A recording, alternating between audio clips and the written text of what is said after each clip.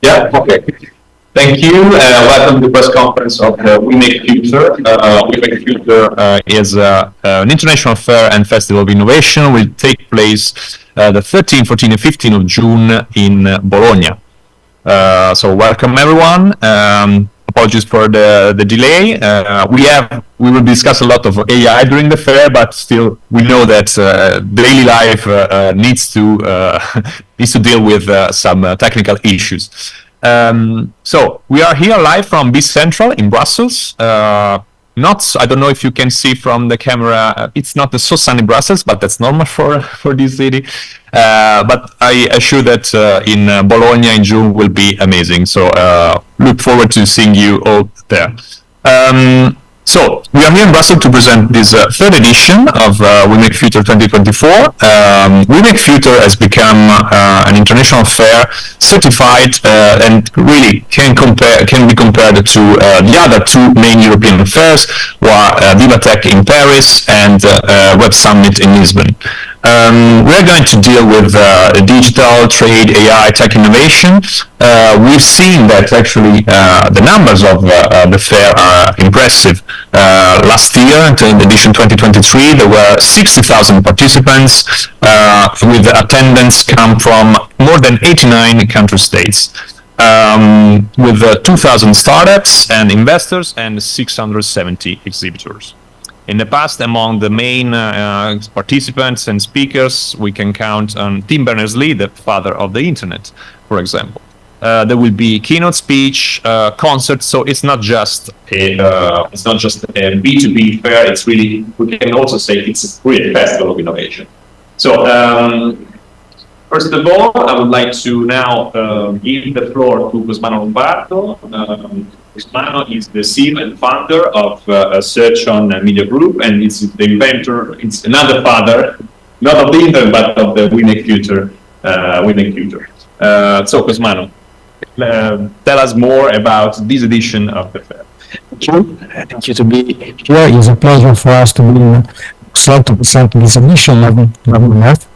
For the first time, we arrived in Bologna, but why?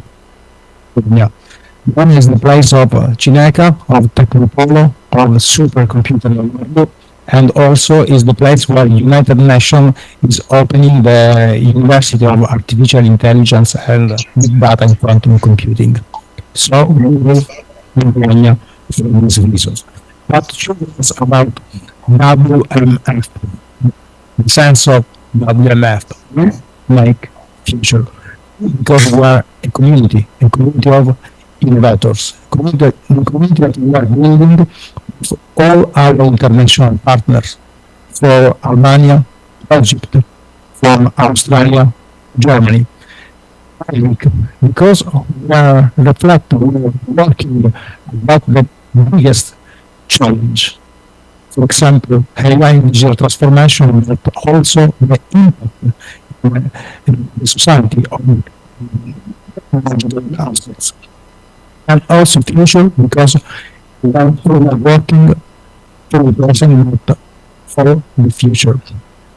The format of WMF is based on a concept where we are mixed the expo area, where we have pavilions of international countries. This year we will have two new pavilions, one of Brazilian and another one of Bulgaria, but we have more or less 500 pavilions of international companies and delegations. We have also an expo area where there are B2B meetings between companies, but also between startups and investors.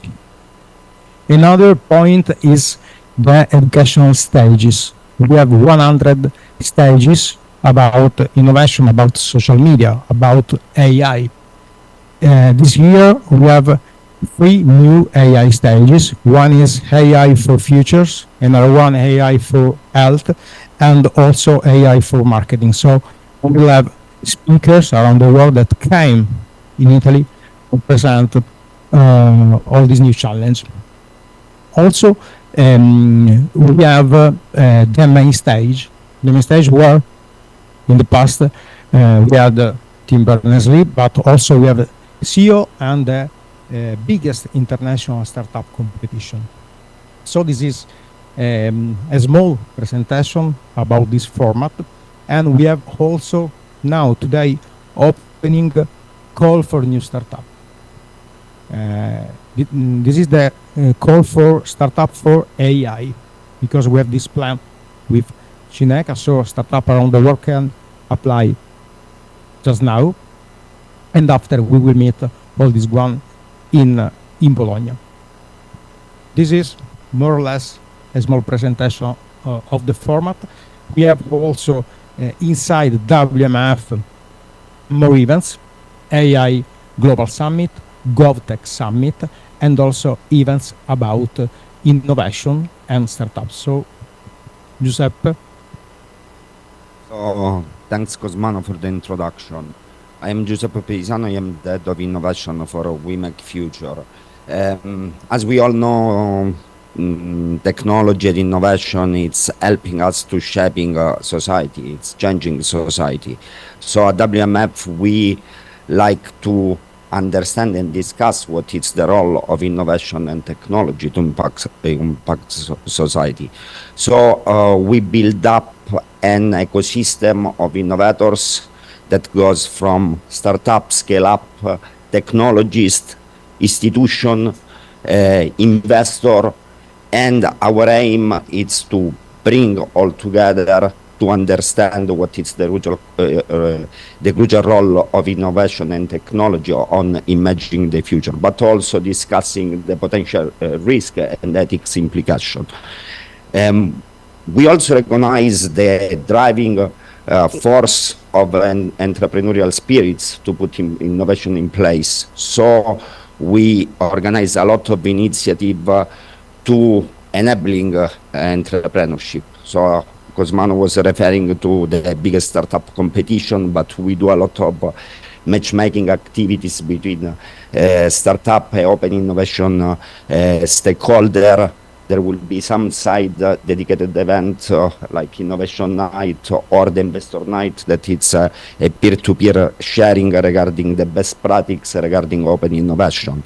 But what we do is also bringing together in the same place all the ecosystem stakeholder, because you know, in order to make entrepreneurship happen, innovation happen, you need an ecosystem. Ecosystem contains different players that goes from institution, incubator, accelerator, investors, and we like also to interconnect ecosystem.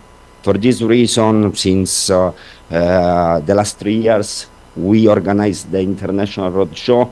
At the WMF International Roadshow, the aim is interconnecting national or regional level ecosystem.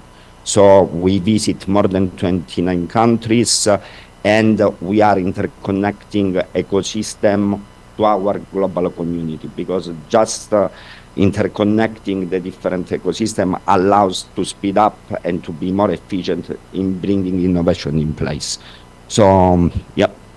leave the floor to the next speaker and come in Bologna to build up the future with us, to make the future with us. Absolutely. I studied in Bologna. I lived there for 5 years. Nothing has changed. It's always beautiful. So I absolutely will be there as well. So I think we have the next guest connected. Nestor Maslay, the research manager at the Stanford Institute for Human-Centered AI. The Stanford Institute is a partner of WMF and will be present with a series of talks. And today also the Institute will present globally their famous AI index. Is our guest connected? Yes, indeed. Yes, I'm here. Can you hear me? You have the floor. Okay, well, yeah, very excited to be here. I'm happy to discuss, and yeah, I just wanted to say that the AI Index team at Stanford High will be presenting at the upcoming festival in June. We're very excited for that. And what we're going to be presenting is going to be the 2024 AI Index report. And this year's edition of the AI Index report is so far one of the most comprehensive editions yet. And it really arrives at a super important moment where AI's influence on society really has never been more pronounced. And as such, this year, we've really kind of broadened our scope in the report to more extensively cover trends like technical advancements in AI, public perceptions of the technology, the geopolitical dynamics that surround its development, and the new edition that we're releasing, which is going to go live in a few hours when everybody wakes up in North America, is also going to be looking at more original analysis than ever before. We have estimates of new AI training costs, as well as really detailed analysis of the responsible AI training landscape, as well as an entirely new chapter that's dedicated to the impact that AI has on science and medicine. And more broadly, the AI Index report really exists to track, collate, distill, and visualize information related to artificial intelligence. And we really have a mission to kind of provide information on AI that is unbiased, that's rigorously vetted, that's very broadly sourced, so that policymakers, researchers, executives, and journalists, and the general public can, as a whole, develop a more thorough and nuanced understanding of the very complex field of AI. And the index, I would say, is really recognized globally as one of the most credible and authoritative sources on data and insights in AI. And previous editions of the report have been cited in major newspapers like the New York Times, Bloomberg, The Guardian. We've amassed over hundreds of academic citations and been referenced by high-level policymakers all over the globe. And if you look at some of the key trends that we're seeing in this upcoming report, I think one of the first ones is that if you look a decade ago, a lot of the world's best AI systems, they were unable to do things like classify objects at a human level. They also struggled with language comprehension and couldn't really solve math problems, whereas today, AI systems routinely exceed human performance on a variety of benchmarks. And in the last year, progress in AI really accelerated in several domains. There's new state-of-the-art systems like GPT-4, Gemini, and Claude 3 that are very multimodal. They can generate text fluently in multiple languages, process audio, and even in some cases explain memes.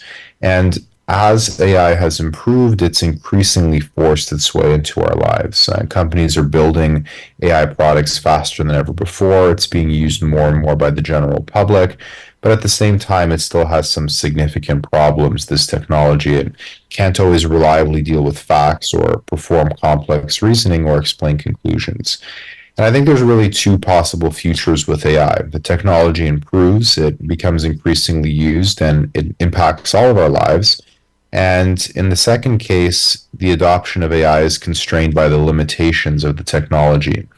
But whatever the future ultimately is, it's really clear that governments, businesses, and a diversity of stakeholders have really become super interested and invested in where this technology is trending, how it's evolving, and ultimately how it is going. And really, when we present at the forthcoming festival, we'll be chatting about AI from a diversity of perspectives. From the perspective of technical performance, what can these systems do now that they couldn't do before? From the perspective of economics, so what are some economic trends in these systems, as well as from the perspectives of responsible AI, policy, diversity, public opinion, and research and development. So the presentation is really going to aim to be pretty wide-ranging and look at AI from a wide range of perspectives. And I think for us, it's very exciting to be able to present at WMF for a variety of reasons. I think that the initiative to bring together a diversity of stakeholders in politics, academia, industry from really all over Europe and the globe, I think is a really important initiative because AI is truly a revolutionary technology. It's a global technology, and it's not just enough that we think about it in silos. It's important that we think about it collectively. We work to deal with these issues in a team way where we work with others, and that's really what WMF represents, and that's something that we're deeply excited for. So that's a little bit of a preview of the report. As I said, the report itself is going to be live in a few hours in North America, and we're very excited to be a part of the WMF presentation this year. Thank you. And thank you, Nestor, also for getting up so early to participate our press conference. So we now proceed with BolognaFiere, who's Executive Director at the Bulgarian Small and Medium Enterprise Promotion Agency. Will be connected with us. Good afternoon. Good afternoon, everybody. Unfortunately, I didn't hear anything till now. I'm here online from 20 minutes, but there is some technical issues. However, my name is BolognaFiere, and I'm an Executive Director of Bulgarian SME Promotion Agency. One of our main goals of our agency is exactly to support Bulgarian startups, Bulgarian tech companies to be present in different foreign markets, to penetrate different foreign markets. And that's why we see in We Make Future great opportunity for them, because this is an event that we will gather so many investors, startups, entrepreneurs, stakeholders, and we organize many such events, tech events for our companies. Just a few days ago, we've had a very, very interesting event here with We Make Future, especially part of the roadshow, We Make Future roadshow here in Sofia. And we have more than 40 companies applied for this startup competition, and shortlist 12 companies. So all these 12 companies and many more, we expect to have delegation more than 50 Bulgarian companies in June in Bologna. So this event was very interesting, very useful for our companies, and we are looking forward to visit Italy in June and to see many investors, many startups, and of course many stakeholders as our agency. If you have any questions, please, because I really don't hear anything from your side. Thank you, Boyko. I think there are no questions from the room, so thanks again for your preview, and we'll see you in Bologna. Thank you very much. See you in Bologna. Have a good day. Bye-bye.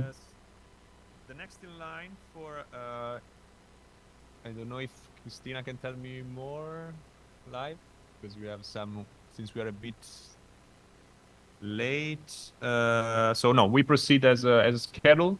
Riccardo Masucci is also a friend, so I'm glad to be here with him. Riccardo is the Director of Security and Technology Policy at Intel. A Bruxellois like me, but older than me, because it's been like 16 years that you live in Brussels. Intel is a long partner of the WMF. We always discuss about AI, all the things that AI can do, but without the chips, there's no AI. So Intel is clearly a main protagonist in this challenge. What can you tell us more about the foreseeable future in the chips and AI? Thanks a lot, Vincenzo, but especially thanks to Cosmano and the WMF team for the invitation. Intel is a proud sponsor of WMF. We make future. We are a premium sponsor. We have the same focus as WMF on innovation, technology, digital skills, education. And so we look forward to continue discussions on AI in Bologna. Discussions on AI capabilities, software and hardware solutions to amplify human potential, but also to increase inclusion and accessibility. Intel is committed to advancing AI responsibly and safely. And it is very timely now to discuss about AI in the year when the European Union is defining its own rules for AI with the adoption of the AI Act. The implementation of the AI Act will be critical in the years to come, and it will be more and more important to ensure international dialogue and coordination on AI governance, founded on international standards, but also on industry best practices. And to make this possible, it will be also more and more important to attract investments, public and private investments in STEM education, in digital readiness programs. All this not just to allow talent, new skills for people to be able to develop AI systems, but also for our society to be able to use responsible AI systems and to drive socioeconomic benefits. A recent study by PwC shows how AI will drive probably 14% of the world economic growth, so of the global GDP by 2030. And this economic growth, as Vincenzo was suggesting, will be driven also by chips, because chips will enable artificial intelligence, but also all the other technologies like cloud, edge computing, autonomous driving, 5G. So it is really important for Europe to be able to manufacture its own leading-edge chips, to be able to be a leader also in technologies like artificial intelligence. And Intel is doing its part by expanding its operations in Europe, in Ireland, but also we are planning to build new facilities in Germany and Poland. And all this will make the European semiconductor supply chain more resilient, which will translate to economic growth opportunities, but also talent creation in Europe, so the skills creation, and overall vibrant industrial ecosystem that will allow also startups in AI, for instance, to thrive. Let me conclude by giving a sneak peek of Intel participation at WMF.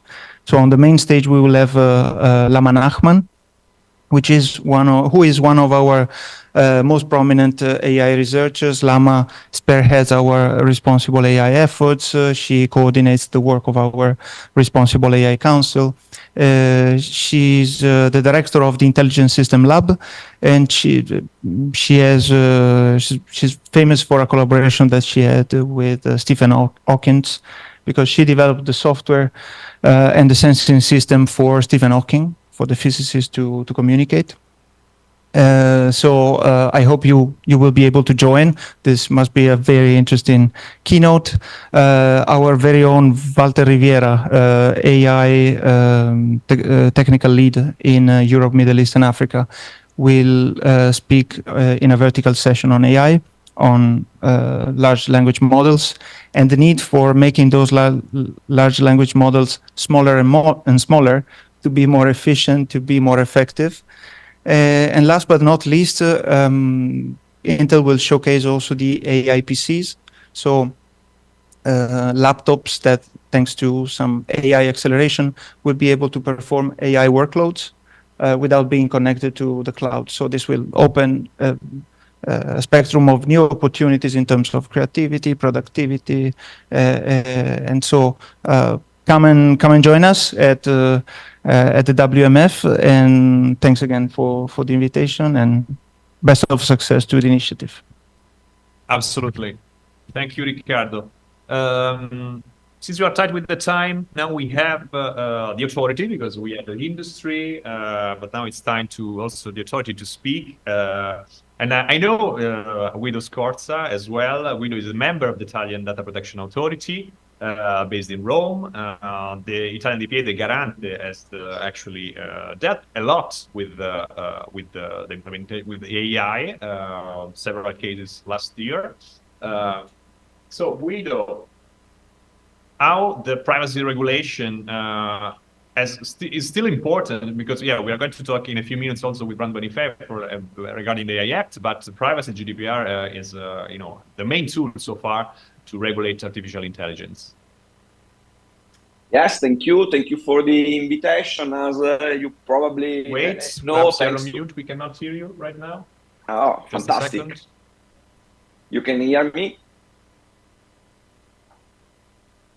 I'm mute. No. Can you hear me? No. Until now, AI will be amazing. Okay. Hopefully, we will solve all this technical issue, and it will be. Try now. You can hear me now? Yes. Now we can hear you. Not so a bit low. Yes. 1, 2, 3. You can hear me? Can you hear me at all? Right now. 1, 2, 3, 4. So we can hear you, but it's very, very low, the volume. So it's I don't know. I can't, especially for our viewers online. I can try to. Okay. You can hear? Okay. Perfect. Okay. Fantastic. I say that as you probably know, thanks to the organizer, during the next We Make the Future edition in June, we will have also the occasion to speak about the governance of data, the artificial intelligence, and others emerging technology with, I hope, a real multi-stakeholders approach. I can't anticipate too much, then let me share with you only some issue between the many we will discuss, or at least I hope we will discuss together. The first one is about timing, or I hope will be about timing, in the sense that technological innovation always runs faster than regulation. And I think here today, with the artificial intelligence, more than in the past, and normally innovation doesn't wait for regulation. Stefano Rodotà, the first president of our authority, more or less 20 years ago, said that technology could become a form of regulation and could shape people's life more than law. Here the problem is that technological regulation is adopted in private tech lab in the name of private interest, while law is adopted by parliament, by government, in the name of public interest. Then, in my opinion, could be interesting to discuss how try to find a solution to avoid that the technocracy, let me say, will replace democracy in the artificial intelligence governance. And the second question that I hope we will have the occasion, the time to discuss during the next edition of the We Make the Future is about the relationship between privacy and innovation. We speak too often, in my opinion, about privacy as an enemy of innovation, as an antagonist of innovation. That's not true at all. And here, from my side, we need to remember that between fundamental rights here in Europe, we have inherent rights and no one can prevaricate another. The right to innovate and we can consider as a special form of the right to do business isn't less important than privacy, and privacy, in my opinion, isn't less important than the right to innovate. Then we need to be able to balance between these two different fundamental rights, applying the correct balancing algorithms coming, in my opinion, exactly from the fundamental rights, the European Fundamental Rights Charter, and the algorithm says that any rights could be compressed in the minimum measure necessary to guarantee the other right. Let me say that, in my opinion, if we move from the principle that innovation is less important than privacy and privacy isn't less important than innovation, at the end, we can find a really concrete solution. And to conclude, the last issue that I like to discuss with the different stakeholders during the next edition of We Make the Future is about algorithms training. That's, in my opinion, one of the most important questions in the artificial intelligence governance. Let me try to describe the situation in a very, very cynic way. Personal data of billions of people are using today to train the algorithms of a few commercial companies. And in this way, very personal rights, as privacy rights, are literally becoming a commercial and technological asset of a few very big market players with an enormous impact, in my opinion, on markets and democracy. Let me say that internet, in my opinion, isn't an all-you-can-eat personal data restaurant, and the simple fact that personal data are published online, are technically accessible to everyone, doesn't mean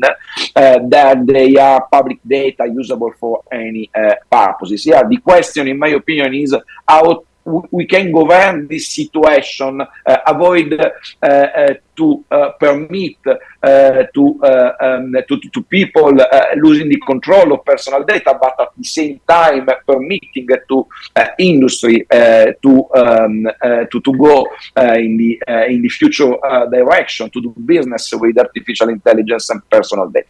The answer is, of course, very, very difficult, and I hope we will be able to find it in June. Then see you in June in Bologna, and many thanks again for the invitation.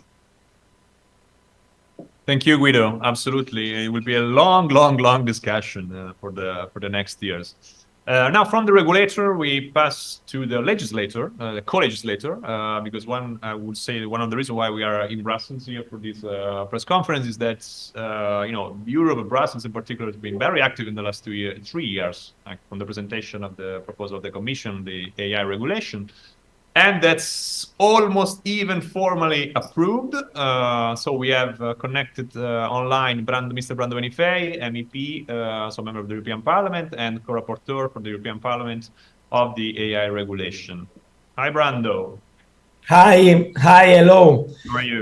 Hi. So I'm really honored to be here because I know very well the great work that WMF has been doing in these years to show that there is not only the rules.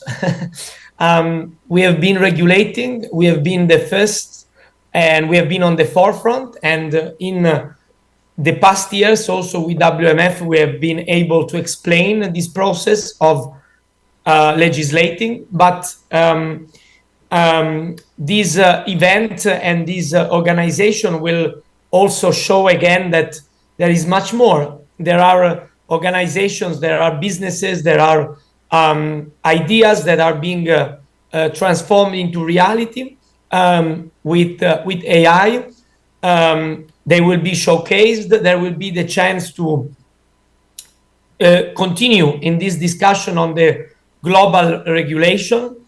And it will be important to to also have this occasion in Bologna, where we have the Italian supercomputer, we have a big tradition of innovation, and it's in some way also symbolic. So I'm happy to support and to be participating, also contributing with this idea of having in this space further discussion with the European legislators, with the global regulators, so that we can use also this occasion to advance the agenda. Because, as it was just said, the AI Act is in its final stages in terms of being almost there to be fully in place. But also we are now preparing for the next legislative term, when the implementation of this legislation will be crucial, on not only of the AI Act, but also of the other digital legislation that has been approved. So we will need to work together. There is a lot to do, and I think we need to really get the best out of this occasion again. And I want to thank again the WMF for this continuing effort also on the issue of AI. Thank you very much. Thank you, Brando. Thank you. Now the floor goes to Paola Khan here. Paola is head of Invest Hong Kong here at the Brussels office. We will share a presentation, hopefully. I have full faith in technology here. Oh, yes. Thanks for inviting us, really, the organization. And I think it's you have a beautiful flow in your speakers, because we heard from people here in Europe. You had a speaker from the US and a US company. So now we go to Asia, which is really what we see many companies do. They, in innovation and in any other sector, they grow in the home country. They go to neighboring countries. Then often in Europe, they go to the US. And then if they're brave and they're looking for opportunities in Asia, then they go to Asia, right? And so the title of my short presentation is Hong Kong, where business goes to grow. Why would you go abroad to grow your business, right?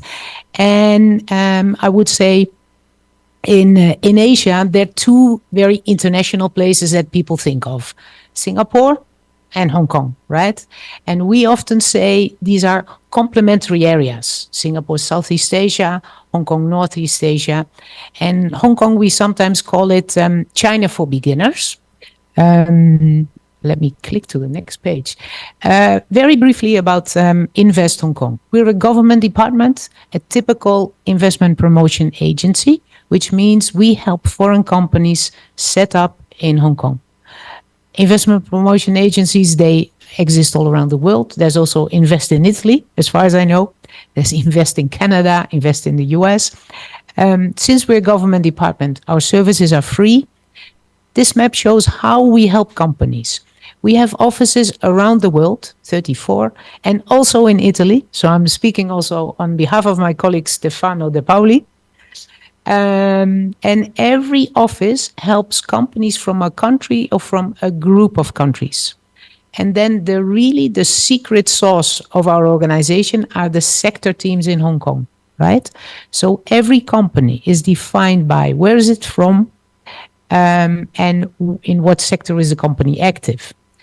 And then between those teams, we can give the best possible support. And government, so services are free. And I always tell companies, ask us everything what you want to know first, because there are consultants that charge what we do for free. The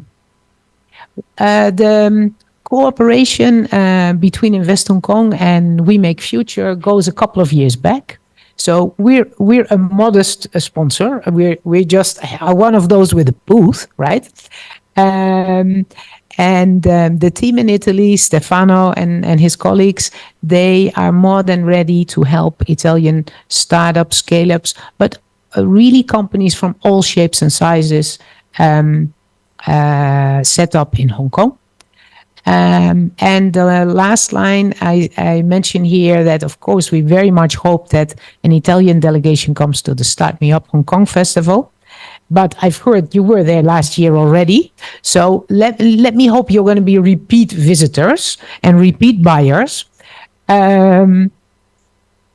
Few words about the startup ecosystem in Hong Kong. It is, firstly, look at the flags at the bottom.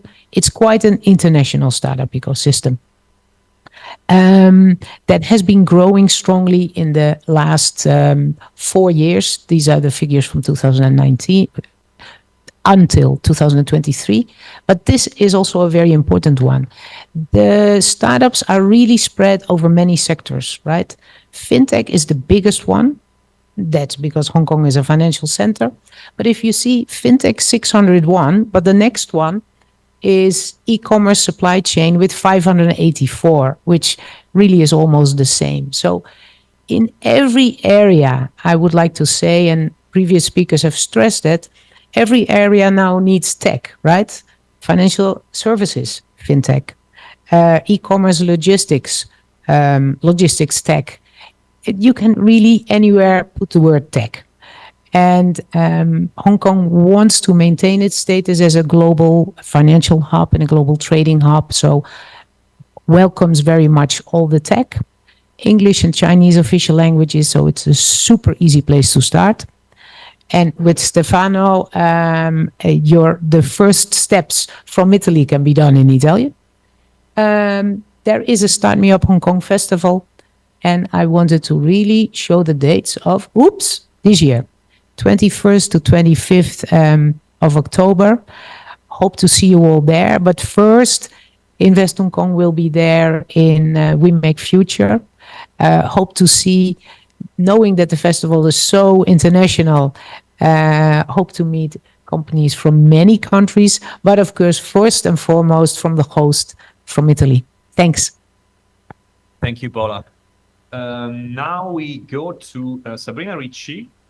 She's an AI ecosystem manager at the European Space Agency. The European Space Agency, ESA, has been working on AI for Earth observation since a while, and also on AI and quantum computing. The ESA is a partner of WMF. Hi, Sabrina. Hi, hello everyone. Good afternoon, and thanks very much for the invitation. I'm very glad and honored to have the occasion to talk, even if shortly, about the long-term relationship that the European Space Agency has with the WMF. We have been partner of the We Make Future since 2020, and since then I have to say that our collaboration increased and became stronger and stronger, especially in the address to focus on the importance and the key role of AI for space and for Earth observation in particular. Personally, I work at ESA in the Phi Lab, which is an innovation lab inside the Earth Observation Directorate, where we want to explore all the possible application of AI for Earth observation. And during these past 4 years, through and with WMF, we have been able to raise awareness of the profound benefits that AI can bring through its its application to the satellite data and to the different ways of work with the satellite data for our planet, for our communities, and also for our economy. In fact, also thanks to our presence to WMF, thanks to the booth that we have there, to the showcase that we can do of our activities, we have had and will have the opportunity to engage with all the main actors of the commercial ecosystem, not necessarily linked since the beginning with space and Earth observation. Also, looking ahead at this 2024 edition, we are very happy, we're thrilled about this new location. Bologna, as it has already been said, it's a real stage for the science with the supercomputer, with other organizations with whom we already have a collaboration, and so we are sure that will help the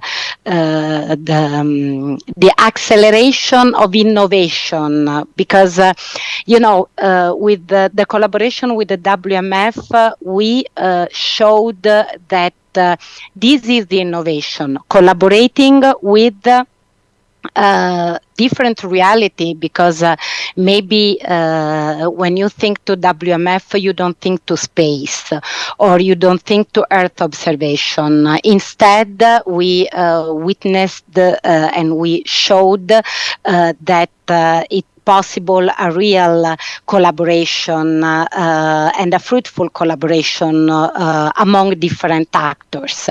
So thank you very much, and I'm eager for this next edition.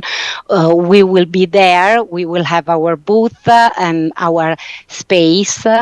Pardon me the joke, space for space.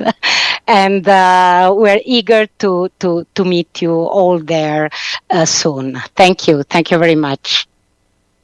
Thank you, Sabrina. Thank you. Now we go, we are almost there.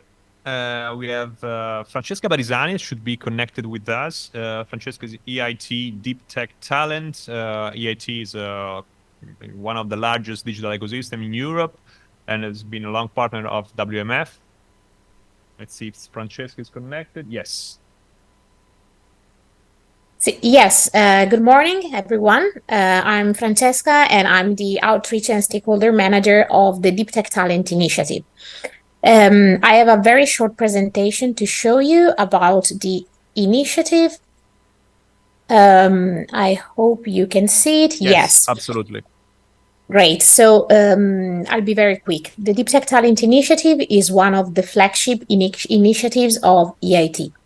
EIT stands for European Institute of Innovation and Technology, and it's a body of the European Commission that was born around 15 years ago with the objective of boosting research and development and innovation in Europe. Around 1 year and a half ago, EIT launched this Deep Tech Talent Initiative, which has a huge objective: to skill, upskill, and reskill 1 million talents in Europe in the field of deep tech by the end of 2025. The idea of this initiative comes from an analysis of the state of the art of deep tech in Europe, where there is a need to strengthen skills and professionals. And this is the situation at the moment. We have 148 partners from all over Europe, including WeMakeFuture. We are very proud to be together on these with WeMakeFuture. They are becoming active. You are becoming active in all our tools and features.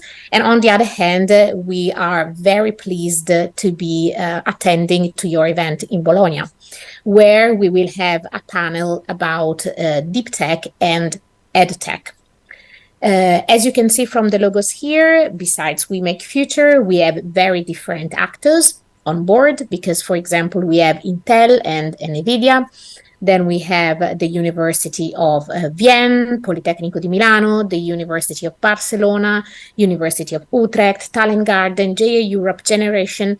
It's a very diverse network of actors with different backgrounds and skills and know-how, all willing to work together to reach the 1 million objective. Among our members, we have education and training institutions. As you have seen, we have small, big, and large companies.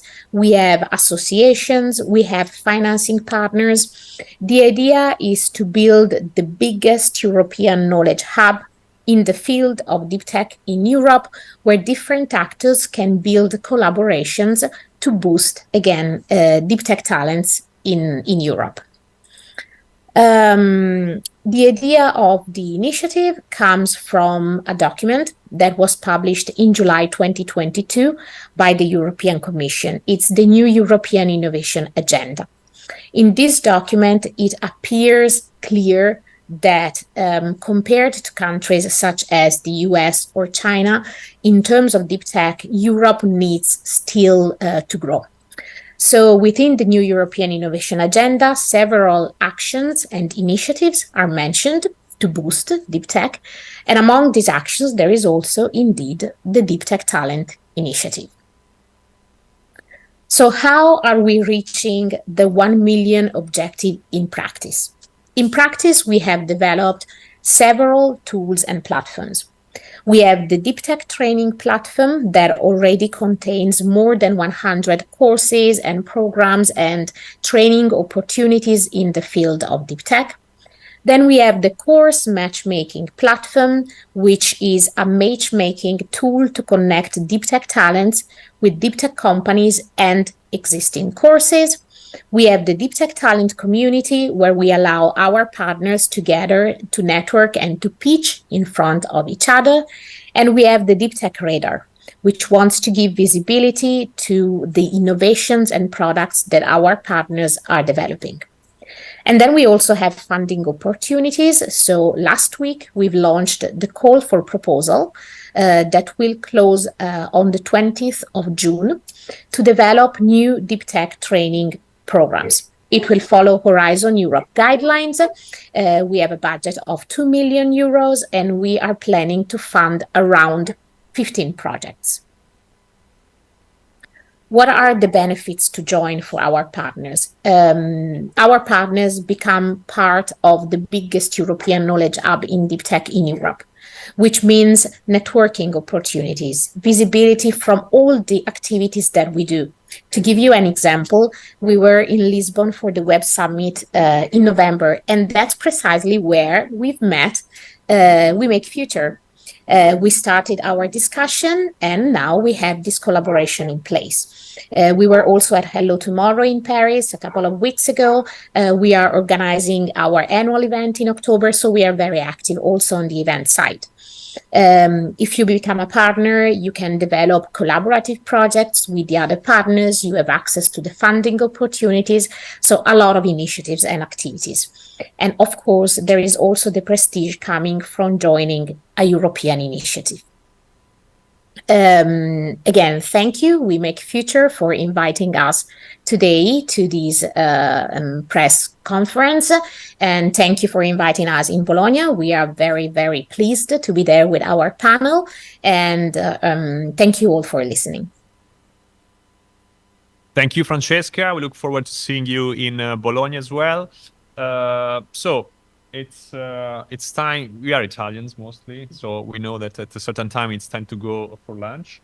Actually, jokes aside, the press release will be online today. So if you need any more information about and more details about the fair in June, want to remind the date again, from 13 to 15 of June in Bologna and BolognaFiere. So there will be a lot of speakers, there will be concerts, there will be startups, CEOs. So I think, and also will be the great food of Bologna.